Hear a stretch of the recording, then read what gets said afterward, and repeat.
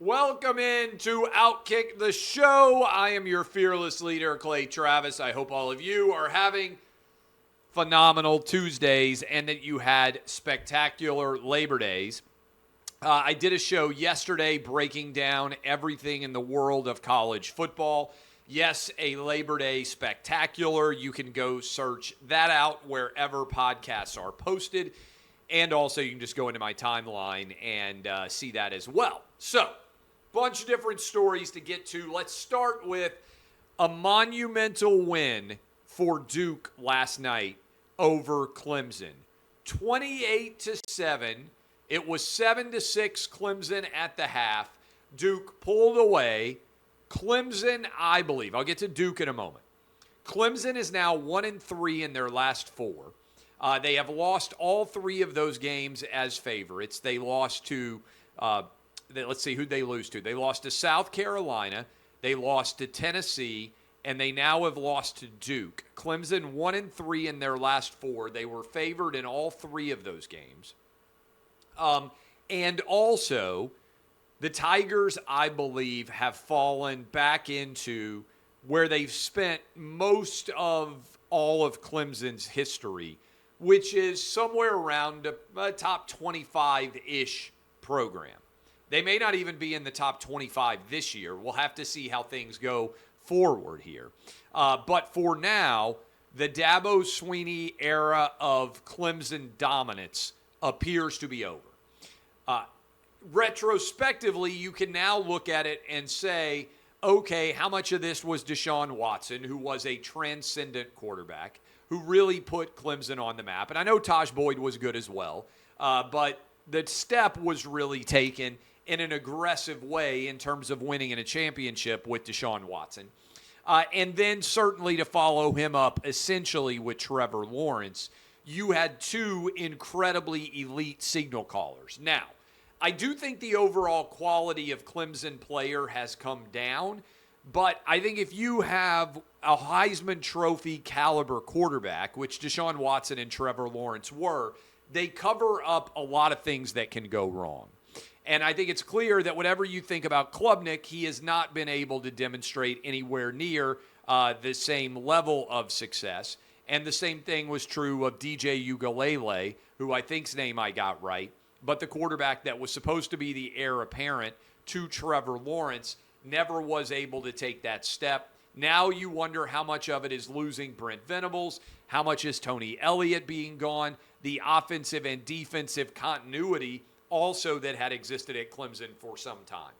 But at its baseline level, I think there are legitimate questions about whether Clemson is anything other than a top 25 program, and certainly they have fallen out of the elite level of college football. This is why before the season started, I felt like Florida State was ready to cycle up, which is why I picked Florida State to be one of my four playoff teams. I have Georgia, Florida State, Michigan, and USC in that order was my predicted playoff four.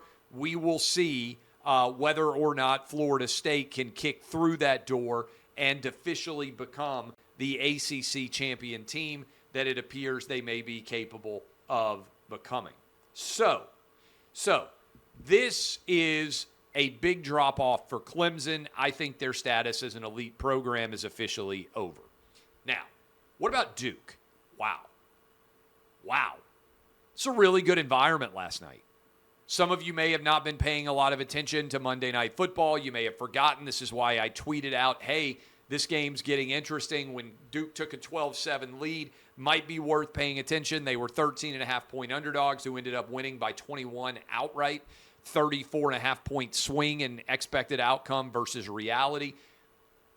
Duke and Elko, their head coach, and their quarterback, who I got to give credit to Mel Kiper. I did not know Duke's quarterback very well, and he played at a very high level, athletic, made a lot of plays. Riley Leonard is his name. I bet a lot of you do not know Riley Leonard.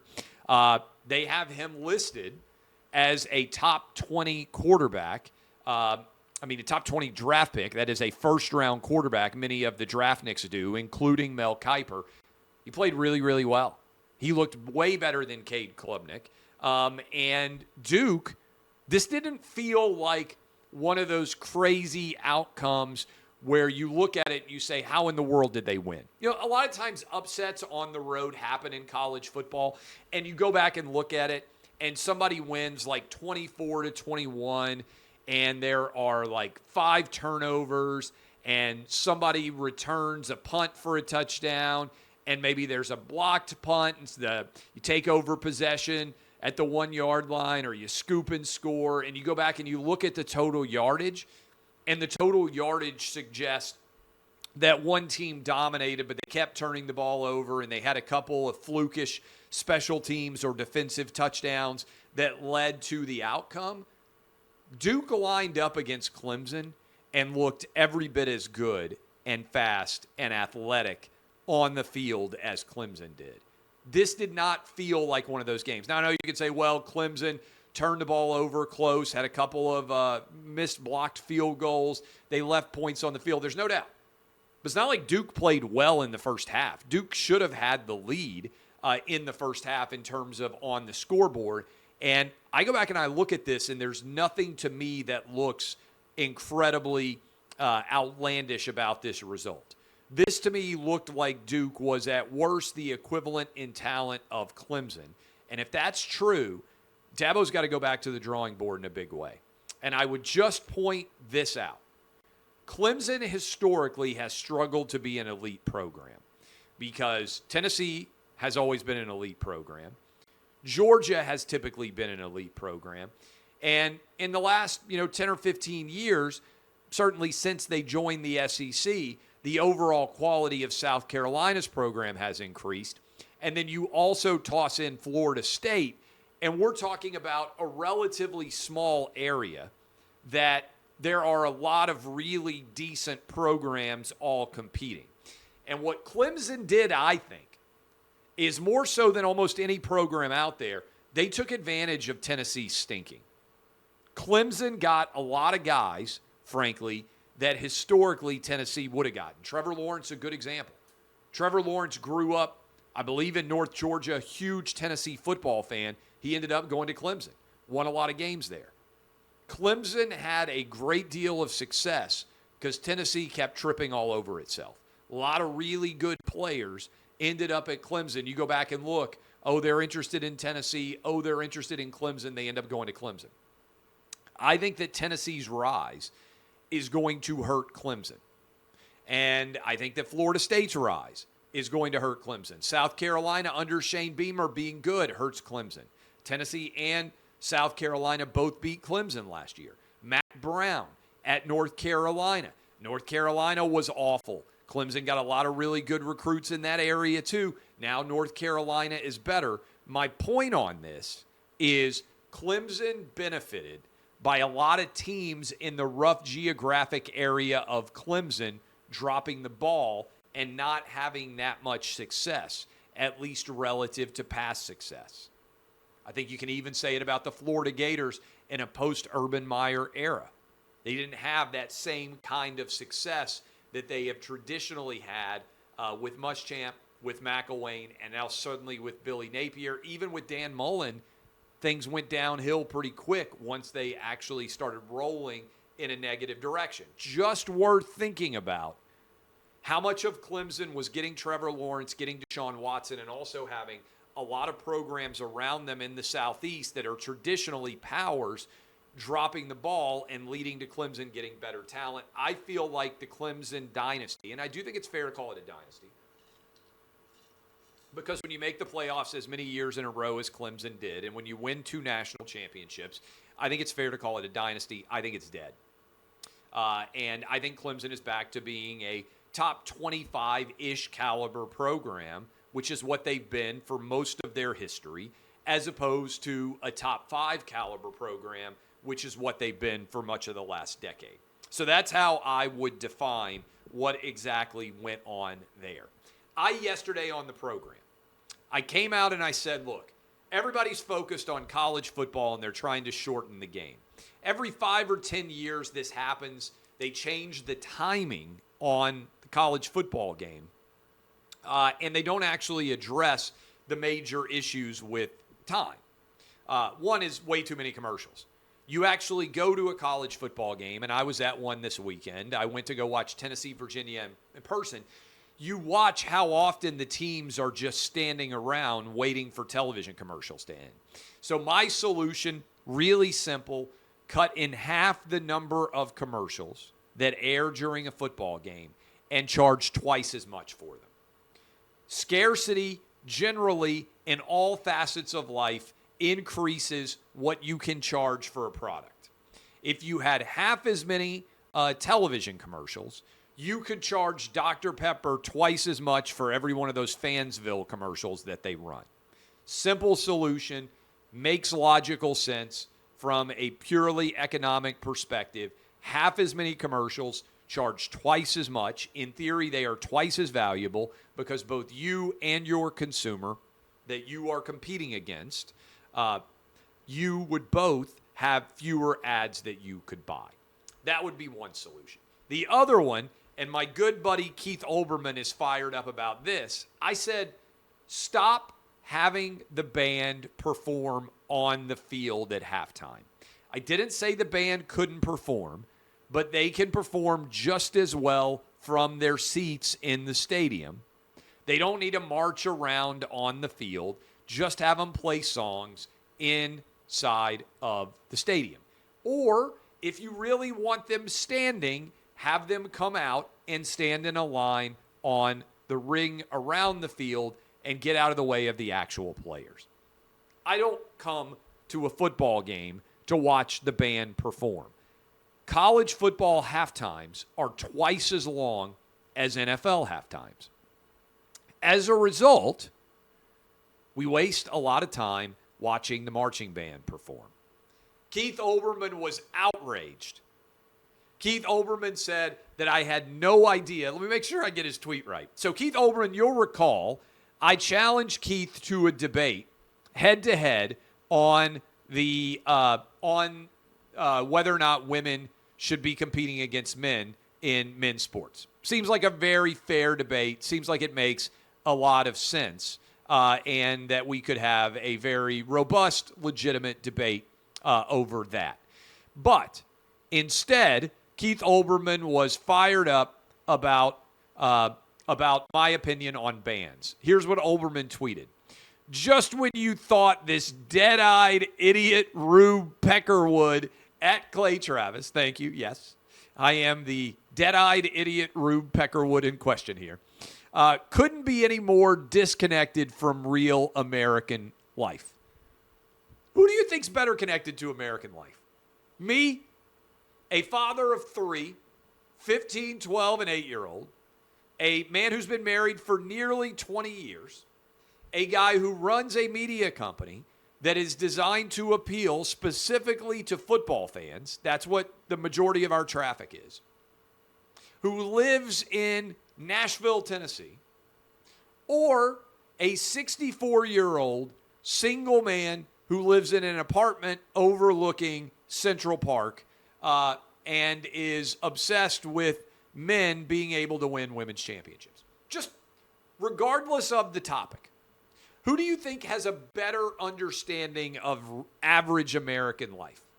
The guy with 3 kids living in the heartland of America in the great city of Nashville, who's been married for 20 years and therefore is surrounded by lots of other parents and lots of other what I would call normal people doing normal things on a day-to-day basis, or Keith Olbermann, 64 years old, I believe never married, no kids, living with no job that I'm aware of in an apartment overlooking Central Park, arguing that men who identify as women should become women's champions. And again, I'll just point out that Keith will not accept my debate offer. And I even offered that if he would like to begin our debate by playing a flute or any other musical instrument of his choice, I will allow him to not only debate me, but also provide the same sort of musical accompaniment that the band writ large provides at a sporting event for our debate. He can play a song of his choice on his flute, on his tuba, on his guitar, on his whatever instrument he wants to bring.